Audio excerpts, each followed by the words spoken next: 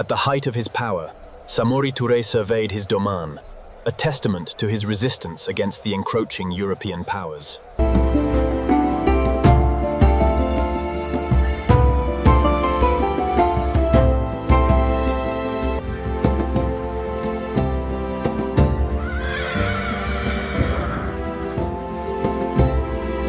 This route along the river will ensure safe passage for the colonats. Yes, but we must also consider the mountain pass during the dry season.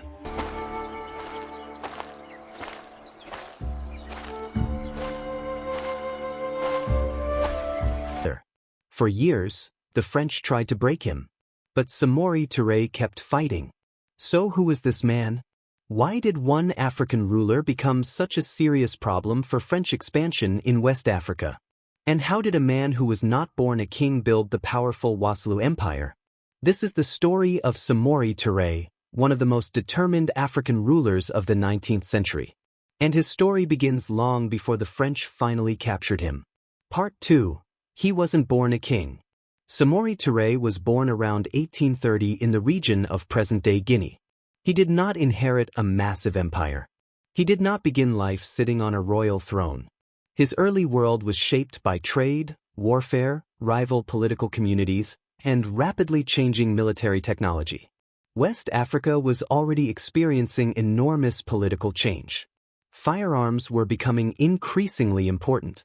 Trade routes connected communities across huge distances. Powerful states were competing for territory, resources, and influence. And Samori learned how this world worked. According to historical accounts, one of the experiences that changed his life came when his mother was captured. Samori entered military service in an effort to secure her freedom. That decision exposed him to warfare from the inside. He learned discipline. He learned leadership. He learned how armies moved. And he learned something even more important. A successful commander could not depend only on bravery. He needed organization. He needed intelligence. He needed supplies. And above all, he needed to understand his enemy. Those lessons would eventually help transform Samori from a regional military leader into the ruler of a major West African empire. From warrior to empire builder. By the 1860s and 1870s, Samori was building his own power base. He recruited warriors. He formed alliances. He fought rival rulers. And he expanded his influence across parts of what are today Guinea, Mali, and Côte d'Ivoire. Eventually, he established the Wassoulou Empire. His rise was not peaceful. Samori was an ambitious conqueror, and his expansion brought war to neighboring communities. Some populations resisted him. Others were incorporated into his growing state. His campaigns could be extremely brutal, and his empire also depended on systems of forced labor and slavery. That part of the story matters. Samori was not simply a heroic freedom fighter in the modern sense. He was a 19th century ruler operating in a world where African states themselves fought wars, conquered territory, captured people, and competed for power. But something made Samori different from many of his rivals. He understood that the military world was changing. European armies were bringing increasingly powerful weapons into Africa. And Samori realized that if he wanted his empire to survive, he needed to adapt. So he began building a more organized military system. And that decision would soon put him directly in the path of France. Then the French arrived. During the late 19th century, France was rapidly expanding its influence across West Africa.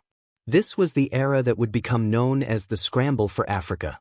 French forces were pushing inland from their coastal and Senegalese bases. They wanted territory. They wanted strategic routes. They wanted control over trade. And they wanted to connect their growing possessions across West Africa. But there was a problem. Samori Touré controlled territory that stood directly in the way of French expansion. At first, diplomacy was possible.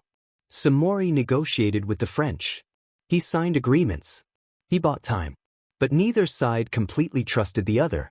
And eventually, the relationship collapsed into war. Around 1882, fighting between Samori's forces and the French intensified. The French had an enormous technological advantage. They possessed modern firearms and artillery. Samori's forces could not simply stand in the open and fight them in the same way. So Samori changed the way he fought. And this is one of the biggest reasons his enemies feared him. The strategy that made him dangerous. Samori understood a simple truth. If you cannot beat a stronger army by fighting its battle, do not fight its battle. Instead, make the enemy fight yours. Samori increasingly relied on mobility. His forces could move quickly. They could strike unexpectedly. They could retreat before a larger enemy force could destroy them. Then they could return somewhere else. This created a nightmare for an army trying to conquer enormous territory. The French could win a battle. But winning one battle did not mean they had defeated Samori. They could occupy a town. But Samori could move his forces and continue the war. They could advance deeper into the region. But now they had to deal with distance, difficult terrain, disease, supply problems, and unfamiliar territory. Samori also understood the value of firearms. His army used rifles and developed a reputation for organized resistance. He was not fighting with an army frozen in the past. He was adapting. And the longer the war continued, the more obvious the problem became. France was fighting an opponent who was willing to change his strategy. That made Samori far more difficult to destroy than a ruler who simply defended one capital. The king who could move his empire. Here is where Samori's story becomes extraordinary. When pressure became too great, he could relocate. He did not treat one city as the entire empire. He treated his people, soldiers, supply networks, and political organization as the foundation of his power. This meant the French could capture territory without immediately destroying the resistance. Samori could rebuild. He could reorganize. He could recruit again. And he could continue fighting. The conflict became a war of endurance. The French had superior military technology. Samori had mobility, local knowledge, political networks, and determination. Neither side could simply make the other disappear overnight. For years, this struggle continued. And Samori's resistance became one of the major obstacles to French expansion in the interior of West Africa. His opponents had to keep sending forces deeper into the region. The campaign demanded soldiers. It demanded supplies. It demanded time.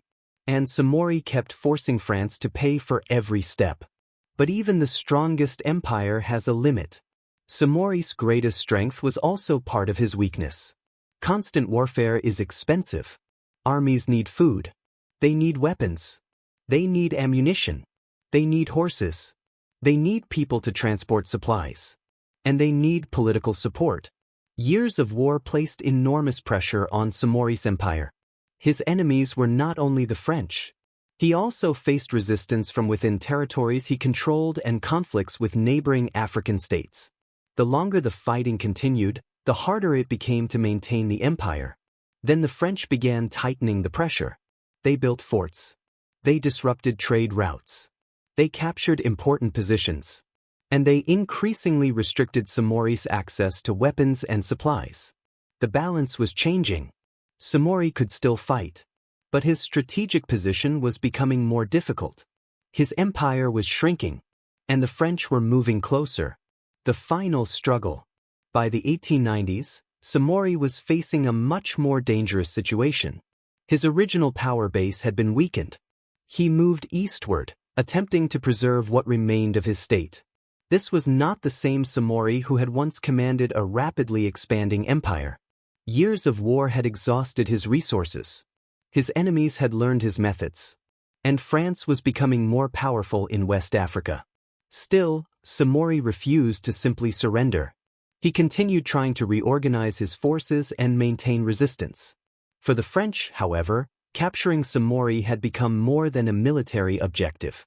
He represented one of the most persistent obstacles to their expansion. As long as he remained free, resistance could continue. Then, in September 1898, French forces under Captain Henri Gouraud located Samori near Guillemot in present-day Côte d'Ivoire. The operation succeeded. Samori Touré was captured. After nearly 2 decades of conflict, the man who had repeatedly escaped French pressure was finally in their hands. The end of the warrior king. But capture was not the end of Samori's story. The French did not simply return him to his homeland. He was sent into exile in Gabon, far away from the territory where he had built his empire, far away from the army that had followed him, far away from the political networks that had helped him resist French expansion. Samori died in Gabon in 1900. The Wassoulou Empire itself had collapsed. France had ultimately won the military struggle. So if Samori Touré lost the war, why is he still remembered? Because history is not only about who won the final battle. It is also about who forced the stronger power to struggle. Samori showed that European military superiority did not automatically translate into an easy conquest. He adapted. He negotiated. He reorganized. He moved. He fought. And he continued resisting long after many other African states had been defeated. Why were his enemies so afraid of him? So, why was Samori Touré feared by his enemies? It was not because he was invincible. He wasn't. It was not because he had better weapons than the French. He didn't. And it was not because he won every battle. He didn't. His danger came from something else. He was adaptable. He understood warfare. He understood politics. He understood geography. And he understood that survival sometimes meant refusing to fight the enemy on the enemy's terms. He could lose territory and continue. He could relocate and rebuild. He could negotiate when diplomacy helped him. And he could fight when fighting became necessary. That combination made him extremely difficult to eliminate. His story also reminds us that African history was never simply a story of European armies arriving and Africans doing nothing. Across the continent, African rulers made decisions. They built states. They formed alliances. They fought wars. They adapted to new technology. Some resisted European conquest for years. Some negotiated. Some collaborated. And many did all three at different moments. Samori Touré was one of the most complex examples. He was an empire builder, a military commander, a political strategist, a conqueror, and one of the most determined opponents of French expansion in 19th century West Africa. His empire eventually fell, but the struggle became part of his legacy. And perhaps that is the most important lesson from his story. Sometimes history remembers the winner, but sometimes it remembers the person who made victory incredibly difficult. Samori Touré was one of those men. The empire disappeared. The army was defeated. The king was captured. But the story of the man who refused to make conquest easy survived. And that is why, more than a century later, people are still asking the same question. Why was Samori Touré so feared by his enemies?